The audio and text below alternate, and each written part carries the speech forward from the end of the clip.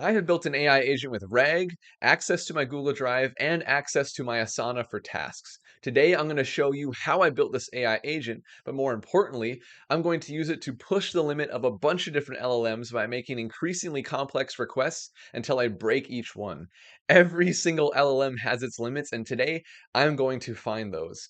So I'm going to be testing a couple of GPT models, Claude 3.5 Sonnet, and then also a fine-tuned version of Llama 3 by Groq that is made specifically for function calling. This is going to be fun. I'm just going to have a blast with this.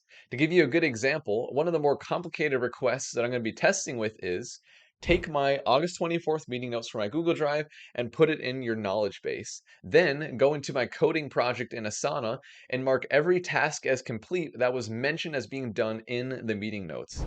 You tracking with me here? There is a lot going on. It is definitely not a simple request. You have to go to the vector database for RAG, go to Google Drive for the files, and then also go to Asana for the task management. It is not something that some of these LLMs are able to handle, I will tell you already, while others actually can handle it. And so if you're curious which ones will break and which ones won't for these kind of requests, watch this video and find out which LLMs can actually handle these more complicated agentic requests. So I'm going to start this video by walking you through how I built this agent so you can steal it for yourself. And then I'm going to break as many LLMs as I possibly can with this agent. So without further ado, let's dive right into it. All right, so here we are in the code for the AI agent with RAG and access to my Google Drive and Asana. This is going to be a bit more of an overview versus building it from scratch, mostly just because there's a lot here in terms of tools, and also I've covered a lot of concepts involved here in other videos on my channel in detail, and so I just want to keep this high level for now. So at least you'll get a good idea of how this agent works if you want to take it for yourself and use it or expand upon it.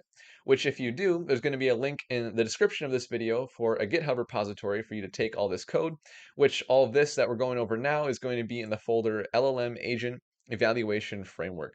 Now, the reason I called the folder this, it's actually quite cool, is I'm thinking about turning this whole process of trying to break LLMs into something automated so you could actually test how good any new model is for agentic workflows. So you could take a new model from Hugging Face or GPT whenever they're released, and you can throw it into this framework and it would actually run automated tests to try to break the LLM and then spit out some sort of score. So if you think that'd be cool, just let me know in the comments because I am definitely considering making a video on that and actually taking this really far and turning it into some sort of test suite for LLMs, which I think would be super neat. So anyway, that's why I called the folder this. And in here we have our main Python script, which defines the Streamlit UI for this whole application to test LLMs. And then we have a bunch of tools that are split into Asana, Google Drive, and vector database tools. So I'll show all this in a little bit here. And then we also have our LangGraph runnable, which manages the whole execution of talking to the AI and then having the AI internally make all those tool calls and the decisions around those. I also have an example environment variable file that has everything you need to be able to test all the different LLMs that I'm going to be testing in this video. So you have like your OpenAI API key, your Groq API key, and your Anthropic API key. And then you have the main environment variable LLM model, and this is where you can define which model you're actually testing with. And so if you change it from GPT to Claude, my script will intelligently realize that it needs to make a chat Anthropic instance to interact with Claude. Or if you change it to this model right here for the fine-tuned Groq Llama 3, it'll know to use chat Groq. And so all that's intelligently determined by this environment variable. So just a little bit on the environment variables there. Really easy to follow along with this. There's nothing here for Google Drive access because that's all actually managed through a credential file. And so I have a link here with a Python quick start that makes it really easy to understand how to get all that set up if you want to run this agent yourself. So with that, we can dive into the first file here, which is our Streamlit UI. And so this is where we basically just set up the user interface. And then whenever a user message comes through, we're going to interact with our LangGraph runnable to get the response from the AI and make any tool calls for this to actually be an agent. And so in the main function here, I just define the Streamlit UI starting with the title. I initialize the message state with just a system message to start. And this is giving the context for our agent. And then also I display all the messages to the UI, and then I react to any user input in the chat input component in my UI. And so basically, whenever a user inputs something, it's going to call this prompt AI function and display the chunks over time as they are generated in my LangGraph runnable. And so going up to this function right here, It's very, very simple. I just define the config and then execute my LangGraph runnable. And I do it in asynchronous mode so that for the models that support asynchronous streaming, like Anthropic and OpenAI models, we'll actually get that nice typewriter style output from the AI where it looks like it's actually typing out a response to us. Very, very cool. And to go and see what that actually looks like here, in my runnable.py where I define the whole LangGraph runnable, first of all, I have this model mapping. And so this is where we take the environment variable, and based on what keywords are in that model ID, we're going to have a different chat object instantiated. These are all from LangChain, so like chat OpenAI for GPT, chat Groq for Groq, and then also chat Hugging Face if we have a base llama model that isn't the Groq fine-tuned one. Now, chat Hugging Face doesn't seem to work for tool calling yet, at least using the Hugging Face endpoint, and so we're not going to be testing with that today, but I've heard they're adding support for it. So theoretically, at some point in the near future, we would also be able to use any models in Hugging Face for this as well, as long as the model itself supports function calling that's being used through Hugging Face. So just a little aside there. So we get the model mappings here, and then what we do is we bind all of the functions that we're defining in all these different tool files together into this single dictionary, and then we map that, we bind that into the chat object that we create based on the model ID in the environment variable. And so at this point, we have this chat object that has all of the vector database, Asana, and Google Drive tools all bound into it, and we can now use it in our LangGraph runnable. And so the state for this LangGraph is just the messages. That's all we care about here as far as the state of this whole application. So we have one node for calling the model, and that's where we just get the response from the AI, which would include any tool requests that it has as well. And then we have our tool node. And so if it needs to make any tool calls, we're going to do that. And so we'll loop through every single tool call that the AI requested to make. We're going to get the name of the tool and the arguments, and then we'll invoke the tool with the arguments, get the output, and then add that to the conversation history as a tool message. And so that way the AI has the context around the tools that it has requested to use and the result of executing those tools, so it can make a final response for the human, for us in this case. And then I have a router node in this graph, which basically just it takes the AI response and it determines, is it done? Should I send the response to the user? Or if it is requested to make tool calls, I need to continue on in the graph, go through that cycle of making tool calls until it decides it doesn't need to anymore. And so then to define this workflow and compile it, it's very, very simple. We just have our agent node and our tool node. And these are connected through this should continue function. So once the agent is done, it'll determine if it needs to make a tool call. If it does, it'll go here and then go back to the agent afterwards. Otherwise, it'll just exit if it decides it doesn't need to make any more tool calls. And that is it. So we compile this app and then we return it in this get runnable function. And that's what we have here in our main script right here to get it and then use that in our Streamlit UI. Very, very nice and simple. And then for our tools that we have here, first of all, we have Asana. And so this is everything that we've been using for my AI Agents Masterclass series. So creating projects, managing tasks, deleting tasks, marking them as complete, all that good stuff. And then for the Google Drive, this is going to include things like searching for a file, for example. That's a really key one for bringing things into RAG. And then also being able to download the file as well. So it'll download the file locally and then return that path to the AI so that it can use it to put it into the knowledge base. I have purposefully not included a function here to read the contents of a Google Drive file. I can only download it and get the path. That way, if the AI ever reads any content from a Google Drive file, it's because it first added it to the vector database, the knowledge base.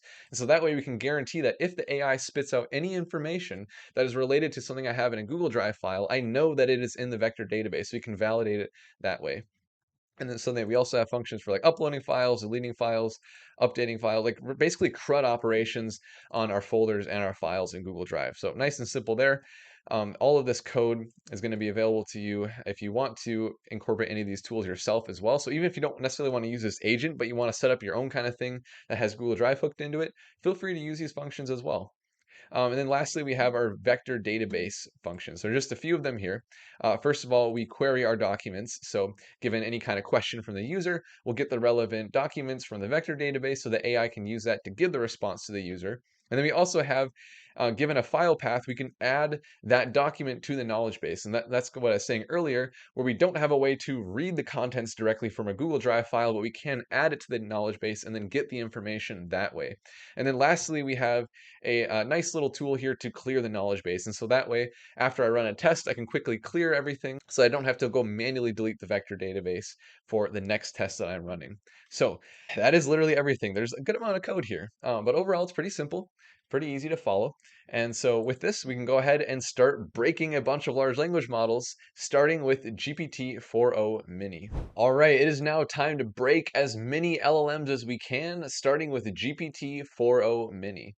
Now, I picked this one because it's kind of in the middle here of the models that I'm going to test. It should do pretty well with most of the requests that I have here, but there are a couple more complicated ones that from some of my initial testing, it doesn't quite get right. And you'll see what I mean when we get to that point. And so I'm going to spend most of my time with this, and then I'll test the other ones, but go a little bit quicker because we'll see where we'll break some models pretty quickly and other ones that we can do really complicated things with. And so starting off with a really simple request here, I'm going to ask it to make a task in my coding project in Asana to build the next thing. Just something silly and random. That's what I'll be doing for a lot of my tests here. So within my coding project in Asana, you can see there's nothing here right now. These are all just placeholders. That's why they're grayed out.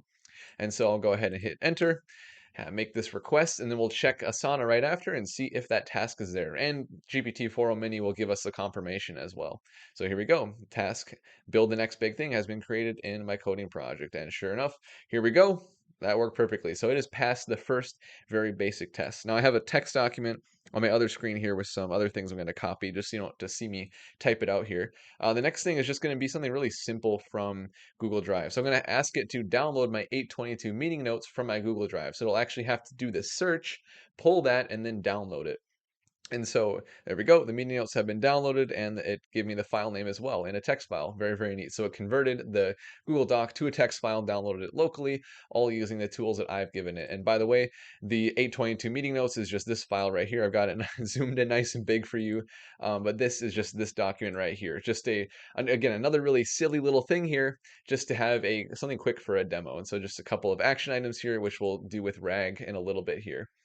And also what I can show you here is my terminal. So let me bring this onto the screen here. I have it print out all of the tool calls that it makes and the result of invoking those tools. And so, for example, it called the search file in Google Drive function with the query name contains 822 meeting notes. So this is a specific format that's required to search in Google Drive. So by the way, that's something that some of the weaker models might not get right, is you have to say name contains and then in single quotes what you're searching for. And then we got the result here. So it gives the ID of that file and the name of it as well. And then I download the file. So I invoke the tool to download the file. And then I get that result, which is the text file right here. And then that's what it ends up giving me in the chat. It tells me the text file.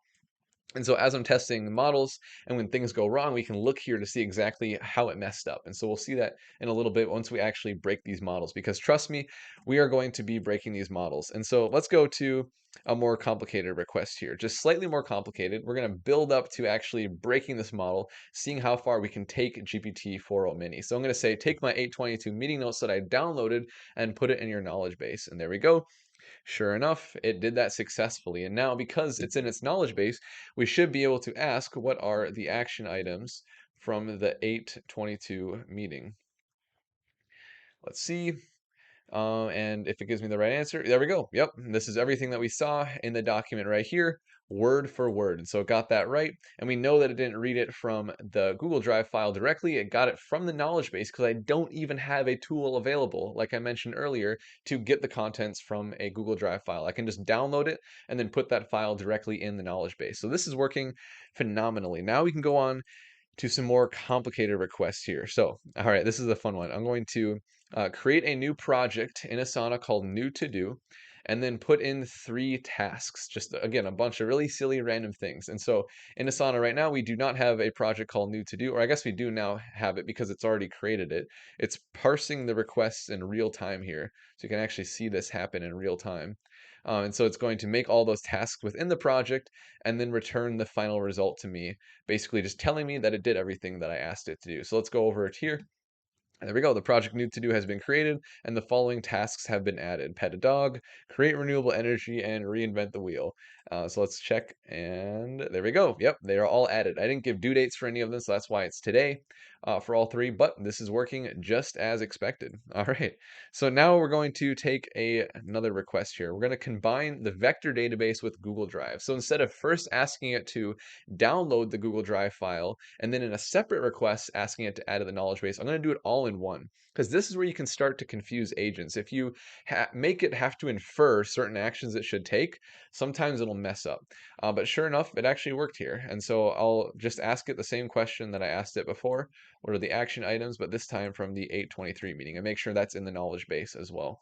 So let's give it a sec for it to do that retrieval. And there we go. That is correct. I can even go to the file here and show you. So 823 meeting notes, same kind of deal as the 822, just silly random stuff, but it got that right. So this is looking really good.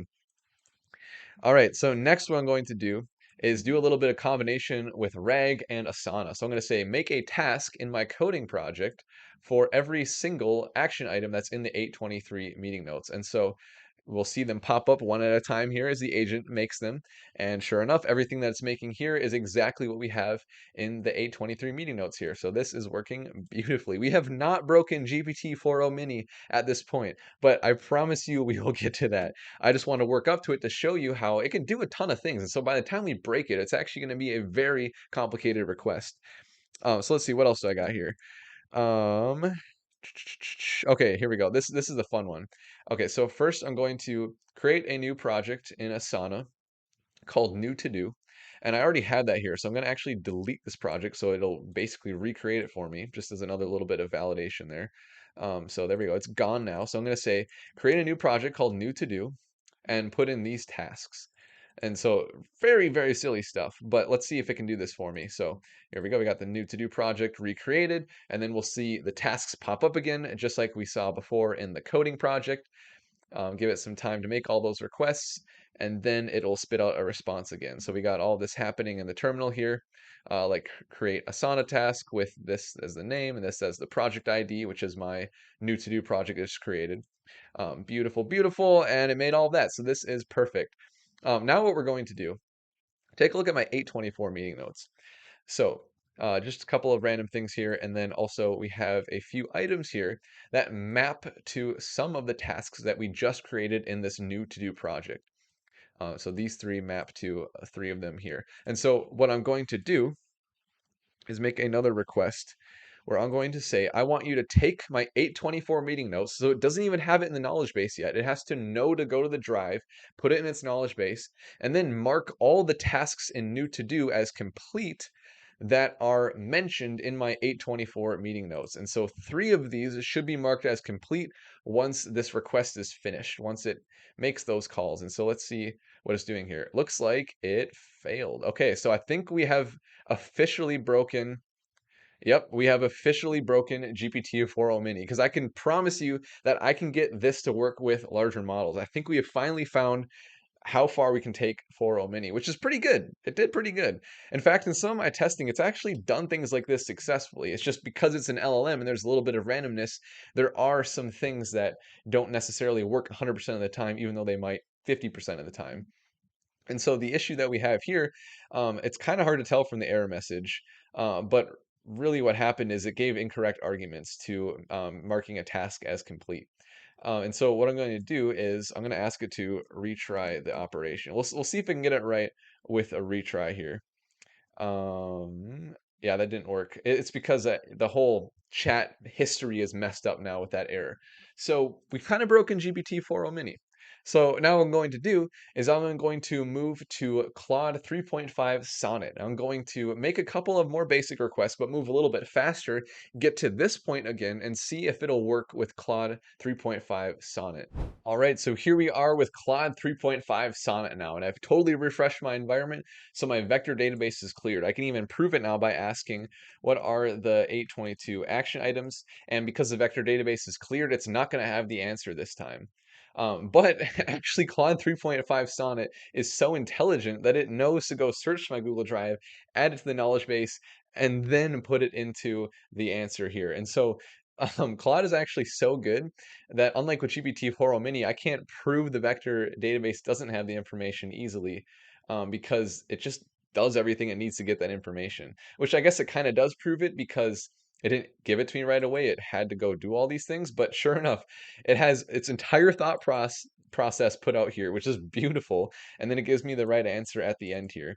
So we're already kind of seeing how Claude 3.5 Sonnet is way better for agentic workflows than GPT-4o Mini. And this is the kind of testing that I'm trying to do. I'm trying to set up a way to really determine like what model should I use when I want to build a production level AI agent application. And so far the answer is Claude 3.5 Sonnet, at least compared to GPT-4o Mini. Because yeah, it did everything here. It literally did uh, RAG and Google Drive all within like a single sentence request, which is super cool. So now what I'm going to do is I don't even have to do the basic stuff. Like we know that it's going to do it if it was able to do this and give me the right answer here. So I'm going to have it do the same request that GPT-4o Mini failed with. And so I'm going to start with creating a new project in Asana called new to do and putting in all these tasks, the same thing that we did before. One thing that this does way differently than GPT-4o Mini, it's kind of like what I mentioned earlier, it'll actually spit out its thought process for everything, which is kind of cool. Like I actually like how it does that, and everything works with the typewriter style. So we see it like type out as it's producing its thoughts. It's very, very cool. And so let me go over to this new to do and we can see all the tasks getting created.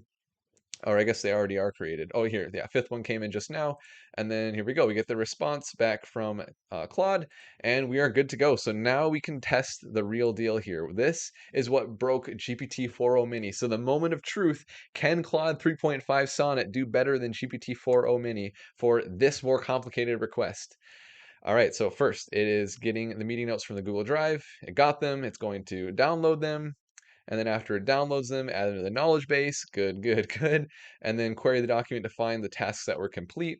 It's doing all of this. I can even open my terminal here, and you can see all of the tasks that it's doing. This is working perfectly so far. It did the RAG to get the tasks. And now the very last thing is to actually mark the tasks as complete that are mentioned in the document. And so let's see, moment of truth, if it can actually do this right or if we're going to get an error again. And so, yeah, it's taking its sweet time with this. So I'm going to pause the video and I'm going to come back when it is done. Oh, nope, I didn't actually have to. I was just about to pause it and it's doing everything now. So all the tool calls are rolling in to mark the tasks as complete. We can even go into Asana and it's marked the first one as complete. Let's see if it can mark the second one. It's taking its time because there's so many things that are happening here. Like it's just crazy the amount of operations that this thing is doing for me here. And well, let's check here. So this one, review the budget is marked off. And yep, sure enough, that's one of them that we have in the Google Doc here. So it should also mark off spend the rest of the budget and then also cry cry it over a few drinks. Yep, so marked off spend the rest of the budget and cry it over a few drinks. So we are good. Claude 3.5 Sonnet handled the most complicated request that I really have at this point. I'm looking through my list here, and yeah, I think that's really the most complicated one that I had because that made GPT-4o Mini fail. But 3.5 Sonnet Claude got it perfectly. So this is awesome. So far, we have a winner. So let's move on and let's test the Groq fine-tuned Llama 3 model. All right, it is now time to break the fine-tuned version of Llama by Groq. Now, everyone knows that Llama 3 is not as powerful as the Anthropic or OpenAI models, and so I'm going to start with a couple more basic tests and then probably get to the point where we'll break it pretty quick, even though this is fine-tuned for function calling. So we'll see. I might be surprised, but I'm going to start with a couple of more basic requests. So first, I'll say, what projects do I have in Asana? We'll see what it can spit out for us here. And so it's pretty quick. That's one of the really awesome things with Groq. You have the following projects in Asana: YouTube, fitness, business, personal, and coding. I'll say, cool. Create a task in my coding project to build a SaaS due by Sunday. Let's see if it can handle this for me. So basic requests, but still not like super, super trivial. So yeah, let's go over to Asana, check it out in my coding project. There we go. Build a SaaS due by Tuesday. Okay, so all right, looks like we already broke Groq because it gave the wrong due date. And this is something that I know absolutely for sure that Claude 3.5 Sonnet and GPT-4o Mini could handle perfectly fine. I didn't test due date specifically, but I've done a lot with that in my AI Agents Masterclass series where I use GPT-4o Mini and even Claude 3 Sonnet, and it did this fine. So that's really unfortunate. It looks like we already found a breaking point here. So I'm going to try a couple other things just to see if it could kind of make up for itself here, but it's already not looking too good. So I'm going to give another request here. I'm going to say, take my 823 meeting notes from Google Drive and put it in your knowledge base. And so now I'm going to test out some Google Drive and some vector database stuff because everything before this was just with Asana specifically. So let's see what it can do here. So I'll open up the tool calls here. And this is interesting. So it's searching based on the full text. So not the name of the file, but the actual contents. And it did not find anything. That's kind of the problem here. But now it searches for name contains meeting underscore 2024 08-23. So yeah, it's not going to find anything because it that exact search there doesn't exist in either the contents of the file or the name of the file. It would have to search for 823 like Claude 3.5 Sonnet and GPT-4o Mini did. So it is not doing too hot here. Let's see how long it actually retries for it because it goes in the LangGraph loop. And so it could theoretically like keep trying this tool call forever. So what I'm going to do is I'm going to pause the video and come back when it's done and see if it can actually fix itself here. All right, so I am back and it is still just trying to make a bunch of different searches here. And we even hit the recursion limit. Like I unpaused at the perfect time here, where it tried for 25 times, or at least maybe like 12 or 13 times, because that's the number of node executions in LangGraph. So you have a model call, then a tool, then a model call, then a tool. So it tried like 12 or 13 times here to search for the file and it couldn't find it. And so this fine-tuned version of Llama 3 by Groq is not looking too good. It's able to handle some basic things like searching for projects and creating a task, even though the due date was wrong, but it's not able to do multi-step workflows really. And so yeah, it's not looking good. I'm going to try one more thing, and then we'll go over to testing with GPT-4 Turbo. So I'll show you how I reset stuff here. I can go here and clear the cache, and so this way it'll get a new LangGraph runnable with a new chat history, and then I can just do a rerun here. So it'll reset everything for me. And then I can go ahead and try another request. And so what I'm going to do is I'm going to try to fix it by telling it specifically what to search for. Now, I can always make my tools clearer. I can give better instructions for how to give arguments, things like that to make it so weaker models can actually perform these actions. But if something like GPT-4o Mini, which is already super, super cheap, or Claude 3.5 Sonnet can handle these things without me having to get really specific, I might as well use them. But I'm gonna try to actually make this work here. So I'm gonna say take my meeting notes. I'm gonna say titled 823 meeting notes. So I'm gonna give the exact title that we have in Google Drive. So we'll search by that titled 823 meeting notes from Google Drive and put it in your knowledge base. So hopefully with the exact title now, it'll do the full search correctly this time. And oh, there we go. So I found the file 823 meeting notes, but I encountered an error when downloading it. So now I'm going to go to the arguments and see what happened. So let's see. I downloaded the file and it looks like it gave the wrong file ID. Yes, it definitely did because here's the file ID from the query. And that is not what it passed in as the file ID for our download file tool. So it did part of the process here. It actually fetched that, it queried and found the file in Google Drive, but it wasn't able to download it. And so again, this fine-tuned version of Llama 3, even though it is meant for function calling, is failing here. It's not giving good arguments. And so, yeah, this one we broke very, very quickly. So as a last test, let's go on over to GPT-4 Turbo.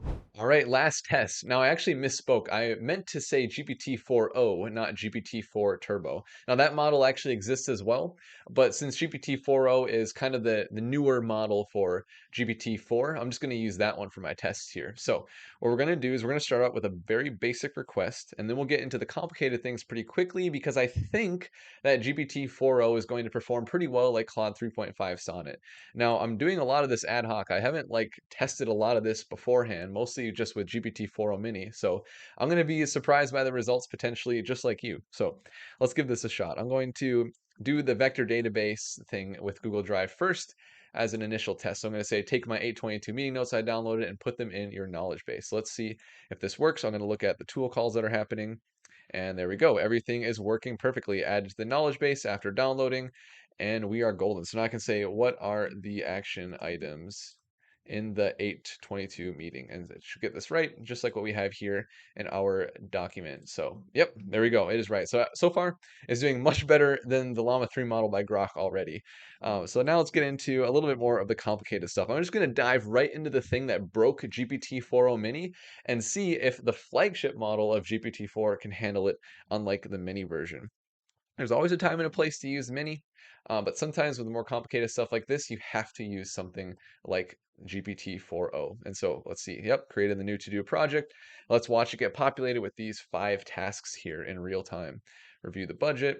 We can even watch them go here in the terminal. Creating regret all decisions, cried out over a few drinks. Last one. There we go. All right, so we got all 5. We got the response from GPT-4o. And now I can do my final request that broke 4o Mini. So take my meeting notes from the Google Drive, put them in your knowledge base, then mark all of the tasks here as complete that are mentioned in my document right here. So let's see if it can do this right. So I'm going to go over to my terminal again. All right, it's marked. Oh, this is fast. It is working. This is working beautifully. Um, let's see if I can mark off the last one. It's taking a little bit of its sweet time, just like Claude 3.5 Sonnet did, but it should get there. Actually, did it finish? Whoa! We actually broke GPT-4o. Sure enough, it didn't mark cry it out over a few drinks as complete, when this is clearly one of the items that we have here in the document. Wow, I was actually, honestly, I was thinking that GPT-4o would do fine here, but it did not. It messed up. Let me look at the response again. The following tasks have been marked as complete. So it correctly identified the ones that it did mark as complete. So it's not like it tried to mark this as complete. It just completely missed it. And so at this point, we easily broke Llama 3 from Groq. We broke GPT-4o Mini on the final test, and then we also broke GPT-4o on the final test, though it was almost there. It was like 90% of the way there. But Claude 3.5 Sonnet, I was not able to break. So maybe in another video, I'll have to do some more testing where I really try to hone in on Claude 3.5 Sonnet and break it. But at this point, we have a clear winner for agentic workflows, and that is Claude 3.5 Sonnet. So I'm actually pretty happy with the results of these tests here, because I honestly thought that GPT-4o would be the best model for AI agents. But from my testing here, I wasn't able to break Claude 3.5 Sonnet when I could break everything else. And so it really does seem like it is the best model for agentic workflows. And so I hope that you learned something just like I did here. And that maybe when you build AI agent applications in the future, you might lean towards using Claude 3.5 Sonnet instead of something like GPT-4o. Another really good model that I want to test is Llama 3.1 405B. But like I mentioned earlier in the video, Chat Hugging Face from LangChain doesn't seem to support tool calling yet with the Hugging Face endpoint. But in the future, I will definitely be testing with that, and also diving deeper into Claude 3.5 Sonnet and trying to break that with an AI agent as well. So if you're interested in seeing that in the future, feel free to subscribe to my channel. I'd also really appreciate a like on this video. Thank you very much for watching. With that, I will see you in the next video.